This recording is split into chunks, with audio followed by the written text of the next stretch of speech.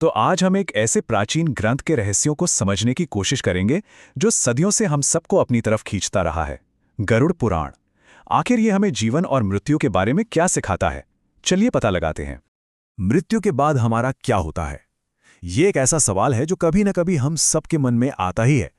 हिंदू धर्म में गरुड़ पुराण ही वो ग्रंथ है जो हमें इस रहस्यमयी यात्रा पर लेकर जाता है। तो चलिए शुरू करते हैं। देखिए, गरुड़ पुराण को समझने के लिए सबसे पहले ये जानना जरूरी है कि ये हिंदू धर्म की वैष्णव परंपरा का एक बहुत ही महत्वपूर्ण हिस्सा है, जो मुख्य रूप से भगवान विष्णु की पूजा पर केंद्रित है। तो आखिर गरुड़ पुराण है क्या? असल में ये 18 प्रमुख पुराणों में से एक है, पर इसकी सबसे खास बात यह है कि ये भगवान विष्णु और उनके वफादार वाहन पक्षीराज गरुड़ के बीच हुई एक बातचीत है। सोचिए, ये पूरा ग्रंथ गरुड़ के उन सवालों के जवाबों से बना है जो मृत्यु के बाद आत्मा के सफर से जुड़े हैं। और जब हम कहते हैं कि ये एक बड़ा ग्रंथ है, तो हमारा मतलब है कि ये वाकई बहुत बड़ा है। असल में इसमें मूल रूप से 19,000 श्लोक थे। ये संख्या ही बताती है कि इसमें कितना गहरा ज्ञान समाया हुआ है। अब हाँ, ये बात सच है कि समय के साथ इसका कुछ हिस्सा हम तक नहीं पहुंच पाया और आज हमारे पास लगभग 8,000 श्लोक ही बचे हैं। लेकिन फिर भी ये ज्ञान का एक विशाल सागर है जो हमें बहुत कुछ सिखा सकता है। तो सवाल ये उठता है कि ये दिव्य ज्ञान हम इंसानों तक पहुंचा कैसे? इसकी कहानी भी उतनी ही दिलचस्प है जितना कि ये ज्ञान खुद। ये सब शुरू हुआ गरुड़ की जिज्ञासा से। उन्होंने भगवान विष्णु से वही सवाल पूछे जो हम सबके मन में हैं कि मृत्यु के बाद क्या होता है, यमलोक की यात्रा कैसी होती है और हमारे कर्मों का क्या फल मिलता है। देखिए, ये ज्ञान एक पवित्र चेन की तरह आगे बढ़ा। भगवान विष्णु से गरुड़ तक, फिर गरुड़ से ऋषि कश्यप तक, और आखिर में महान ऋषि वेदव्यास ने इसे हम सभी के लिए एक ग्रंथ के रूप में इकट्ठा किया। ये दिखाता है कि कैसे ज्ञान को एक पीढ़ी से दूसरी पीढ़ी तक पहुंचाया गया। अब जब हम ये जान गए हैं कि ये ज्ञान आया कैसे, तो चलिए देखते हैं कि इसे कैसे व्यवस्थित किया गया है। गरुड़ पुराण 2 भागों में बटा हुआ है और कमाल की बात यह है कि दोनों के विषय एक दूसरे से बिल्कुल अलग हैं। इसे ऐसे समझिए, पहला भाग, जिसे पूर्व खंड कहते हैं, वो जीवन जीने के लिए एक गाइड बुक जैसा है। ये हमें नैतिकता, भक्ति और एक अच्छा जीवन कैसे जिएं ये सिखाता है।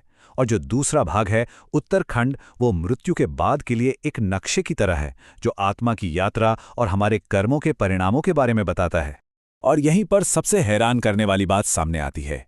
भले ही गरुड़ पुराण को मृत्यु के बाद के जीवन के लिए जाना जाता है, लेकिन इसका लगभग 90% हिस्सा असल में जीवन जीने के तरीके के बारे में है। सिर्फ 10% हिस्सा ही मृत्यु के बाद के सफर पर केंद्रित है।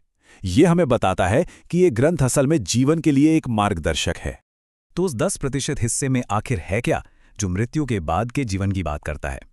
ये सब कुछ घूमता है कर्म के शक्तिशाली सिद्धांत के चारों ओर।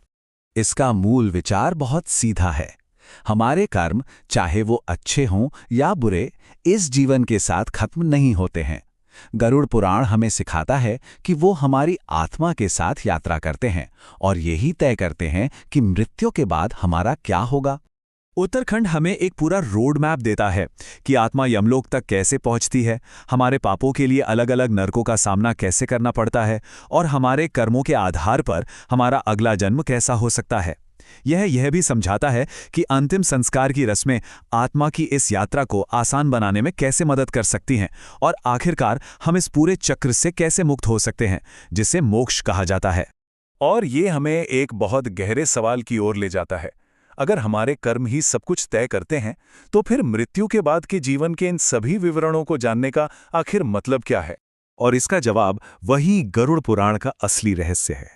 ये ग्रंथ मृतकों के लिए उतना नहीं है जितना कि हम जीवित लोगों के लिए एक सबक है। हिंदू धर्म में एक परंपरा है कि जब किसी की मृत्यु हो जाती है, तो परिवार के सदस्य अक्सर गरुड़ पुराण का पाठ करते हैं। इसके पीछे एक बहुत गहरी और सुंदर मान्यता है कि मृतक की आत्मा अभी भी सुन रही है और यह ज्ञान उसे शांति और मुक्ति पाने में मदद कर सकता है। यह कर्म की शक्ति को दिखाता है। यह सिर्फ हमारे अपने कर्म नहीं है जो मायने रखते हैं, बल्कि हमारे प्रियजनों द्वारा हमारे लिए किए गए कर्म और अनुष्ठान भी आत्मा की यात्रा में एक महत्वपूर्ण भूमिका निभाते हैं। तो आखिर में गरुड़ पुराण हमें डराने के लिए नहीं है। ये एक आईने की तरह है जो हमें दिखाता है कि हमें इस जीवन में कैसे जीना चाहिए। ये एक बहुत शक्तिशाली रिमाइंडर है कि हम जो भी आज करते हैं वो हमारे आने वाले कल को और उसके बाद के कल को भी आकार देता है। और अंत में यह ग्रंथ हम सबके सामने एक शक्तिशाली सवाल छोड़ जाता है।